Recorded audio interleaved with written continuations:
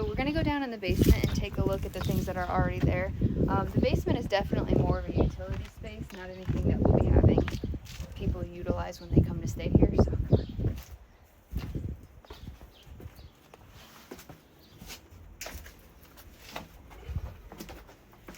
So this is something really cool that I noticed the first time we were here. This old hardware that has the actual cross on it. I definitely would love to see this. I don't know if it's possible. I'm kind of the idea person, and then my husband and my dad will be implementing a lot of the ideas. But if we could put this upstairs somewhere, I think that would be really, really cool. Because look at that. I mean, it's not like you can go buy that kind of stuff easily. That's really neat. And on the back too, same type of deal. Very cool original hardware there. All right, so we do have our breaker box down here in the corner. And overall, this is a really nice open space. I mean, some basements, it's hit or miss. It could be like a fully done basement, or some of them could be dirt floors and, you know, too short to even walk through. So we're lucky that we have all of this usable space. I think what they had used it for, obviously, is some storage. They left some paint cans, some staining down here. I don't know how old this kind of stuff is. I would have to look at them individually. I think some are, you know, from like 70s and 80s mostly. They have the air vents in here. The people that had owned the church before we bought it did do some updated plumbing, which is kind of all in this corner here. But we might need to change that depending on what we plan to do with all of the plumbing.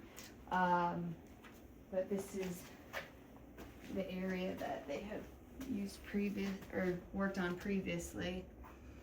So again, we'll probably have to change some things down here, but it's helpful that there's kind of some sort of blueprint already with that kind of stuff. There is a window here that goes to the outside, and there's a window on the other side as well. What they've done is added this air conditioner to keep the humidity down, so they're not worried about any type of mold or rot. But look at these, look at the floorboards. So we're just upstairs and we're looking at the actual floor. There are these, you know, 4-inch wide floorboards upstairs. But if you're looking at these beams, like these are old and they are sturdy. They are what, 2 inches by 8 inches? 12 inches, 12 by 2. And then if you look up in between the floor joists, they did a base floor as well with these massive planks that run diagonally across the floor, and that's across the entire church. So when we're sanding and everything, we're working on that superficial layer of hardwood floor, and then there's that second layer just to keep the floor really sturdy. Here's one of the vents that was installed when, I guess that was probably more recent, but you can see how thick the actual floors are and then how sturdy these floors can be. I mean, this building was meant to house over 100 people for services, so obviously they wanted to make those sturdy, so that's cool. And then if you look all the way down, you can see the entire length of the basement runs the entire length of the church, which is also really helpful when we're thinking about running wiring, running plumbing, things like that, because we're able to get up underneath and just drill a hole through the floor and be able to put anything where we want it. So having the access on top of the ceiling through the attic, and then having that access underneath the floorboards is going to be clutch as far as putting things where we want to put them, and then also just the ease of where we want to put them. It helps a lot with the design. It looks like at one point they tried to insulate the floor, but that all fell off, so I guess we'll need to do that. I'm not in charge of that part. I am just the idea person. But yeah, it's a really interesting kind of space. A lot of people at first said finish the basement, you know, make it a 2-story thing. That's just not possible with the amount of space that we have here. And also we're going to need to store things. So this makes much more sense just remaining a storage space. We're going to make sure it's efficient down here. We're going to make sure that the insulation is done properly and the plumbing and everything like that. But it makes way more sense for this to just remain a storage space. And look at this. This is pretty cool. So usually when they decommission the churches, they try and take out as much of the religious memorabilia artifacts as they possibly can. I think that these were the crosses that the altar bearers used to carry up and down.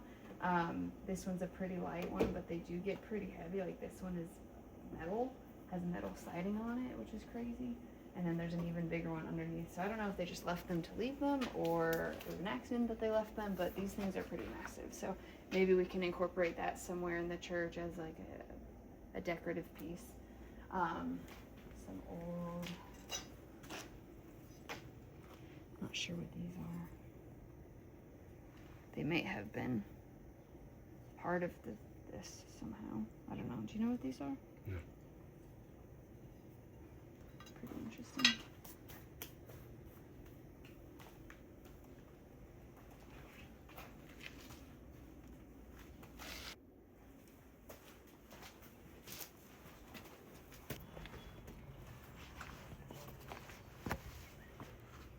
All right, so let's take a walk around the outside and just kind of check things out. One thing that we need to figure out for sure is where our exact property lines lie. I believe it's right to the edge of this sidewalk. When the church was established, this whole area was one big property. We had the church, and then this building over here was the rectory where the priest used to live. So at some point they got divided into two different properties, and I believe our property line only comes out to about here, but that's something that we're going to need to look at, because something I would like to do ideally is have some sort of, I don't know, sitting area, patio that matches the facade of the church, a brick patio with maybe a concrete floor where people can come outside and just kind of relax. And I mean, it's beautiful here. We're right next to the hill. There's a nice breeze always. So that would be really nice to have. Something that we just had done recently, we got the entire roof redone, and they added all of these nice gutters. We chose this green color because it was the color of the original roof. So we decided to stick with that as much as possible. Each side has these 5 massive stained glass windows, and right in the middle, that circle there, that's where more than likely they either had like stations of the cross, or they had some sort of religious artifact, memorabilia, saints, Jesus Christ, a cross, anything like that. But when they decommission the church, they try and get rid of as much of that as possible. So all of these stained glass windows are in okay shape, but almost every single one of them has some defect at this point. There's some cracking, there's some wear and tear, and it definitely missing that center piece up at the top in each of these. So one thing that we're going to have to do is replace the windows in some capacity. I don't know if we're going to replace them with stained glass again. I don't know if we're going to restore these, but also from an efficiency point of view, I think we'll probably have to add something that's a little bit thicker rather than a single pane, or either a double pane glass, something that works better to hold the heat and keep the cool in the extreme seasons. But overall, I mean, the facade of the church has remained really well intact over the years.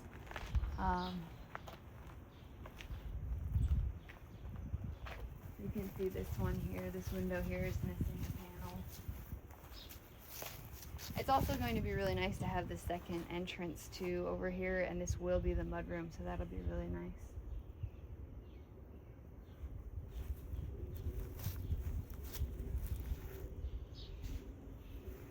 So, and this up here, if we keep going this way, this used to be the path that they had built to get to the bell that's up on the hill. And we have had a ton of people say, watch out for the bell. People are going to try and steal the bell. Like, I can't explain how difficult that would be to actually physically get up there and take the bell. Not that that's a challenge. Please don't take that as a challenge. But this hill is at like at least a 45-degree angle, and it goes all the way up there. And that thing has to be hundreds and hundreds of pounds. I don't know how they got it up there. I'm pretty convinced that they might have actually forged it in pieces and then put it together when it was up there, because it is so crazy heavy. I don't know how anybody would have actually physically carried it up the hill. So carrying it down would be just equally as hard. But in the future, hopefully we can do something either with this path And with that place, with the bell up there, I think it'd be really interesting to be able to have like a little sitting area or something like that. And if you look at the back of the church here, there is a little walkway that goes just behind the church because the property does go right into this mountainside.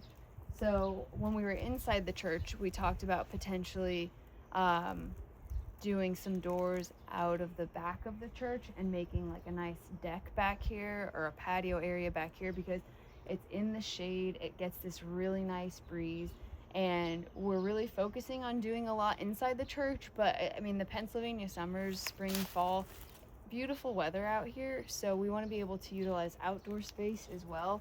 And obviously there's not a lot of grass yard for us, so building a deck or a porch in the back I think might be a really great idea. In order for us to do that, we would have to do some sort of doors. So we would either be looking at replacing these windows with doors, or adding some doors to the center of that arched area in the back here. And again, I'm just the idea person, so we need to talk to some architects and see how legitimate that idea would be. So I think when they put the bell up there, they must have had some sort of like pulley system to ring the bell that would go off the back of the church. And so they would be able to pull a cord on the inside of the church and actually ring the bell, I think. I don't know. Or they would just walk up there and ring it from up there. I think either of those were probably realistic things. If you know somebody in the area, in Schuylkill County or the surrounding area, that does hardscaping, landscaping, I think what would be really cool is if we were able to take this space and push out into the mountain, dig out some of the mountain, put a really nice retaining wall, maybe like a fire pit over there. I think it'd be really cool to have this patio back here that you could leave the back of the church and just be able to hang out here like in the nature, be able to enjoy this nice weather. But yeah, like I in my mind I see it having like a big fireplace, a big retaining wall. I think that would be really cool. So if you know anybody that does that type of work, please comment, tag, send the video to them, because we are super interested in something like that for the back of this space. I think it'd be really cool to add on here, because the inside of the church is going to be really cool. We want to have somewhere outside of the church to hang out as well.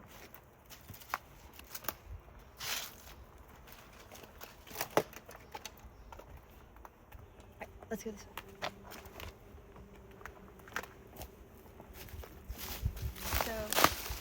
This is the alleyway that's next to the church. This is on the church property. Definitely lower on the priority list as far as making sure that this is cleaned up. But this is a usable space that we'll be able to have for parking, things like that. This building over here was a brewery. At some point in history, it had burned down. I'm not sure when that happened, but right now it's used by a construction company to just store some things. But this whole space is ours, so we'll be able to use it again for just parking, loading. It looks like they used to have a shed over here. You can see the edge of the tar on the church here. So I do think they had some sort of shed. I don't think we'll be doing that, but this is definitely a nice place to be able to kind of pull a bunch of cars in if we needed to. So you can see we've got the same 5 windows on this side that we had on the other side. All of those circular pieces are still missing. We have some missing panels there in the windows. So the windows are the tricky part in my mind. I'm not sure. I've never had to restore a stained glass window. We definitely want to maintain that look, but I don't know how to do that while still adding efficient